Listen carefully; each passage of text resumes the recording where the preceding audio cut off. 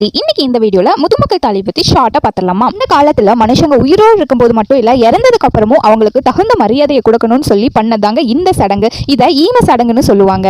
இந்த ஈம சடங்குல ஒரு மனுஷன் தாயோட கருவறையில எப்படி இருந்தானோ அதே மாதிரி இறந்ததுக்கு அப்புறமும் ஒரு பானை செஞ்சு அந்த பானைக்குள்ள அந்த மனுஷனை வச்சு அவன் கையில அவன் உபயோகப்படுத்தின அவனோட ஆயுதத்தை கொடுத்து அவன் உடைமைகள் அவன் பயன்படுத்திய எல்லா உடைமைகளையுமே அதாவது ட்ரெஸ்ஸா இருக்கட்டும், ஜுவல்லரியா இருக்கட்டும், அவனை சேர்ந்த பானை அதுக்குள்ள வச்சு கொஞ்சமா சிறுதானியம் எல்லாம் போட்டு பதப்படுத்துறதுக்காக வச்சு அதுக்கப்புறம் சுத்தி இருக்கிறவங்க எல்லாருமே ஒரு பிடி கைமண் எடுத்து உள்ள போட்டு அதுக்கப்புறம் ஒரு விளக்கு ஒன்று பற்ற வச்சு அந்த முதுமக்கள் பானையை என்ன பண்ணுவாங்க அப்படின்னா உள்ள மண்ணுக்குள்ள பறிச்சு உள்ள போட்டு மூடிடுவாங்க. இதுதாங்க ஈம சடங்குல முதுமக்கள் தாலியை பயன்படுத்துற ஒரு முறை.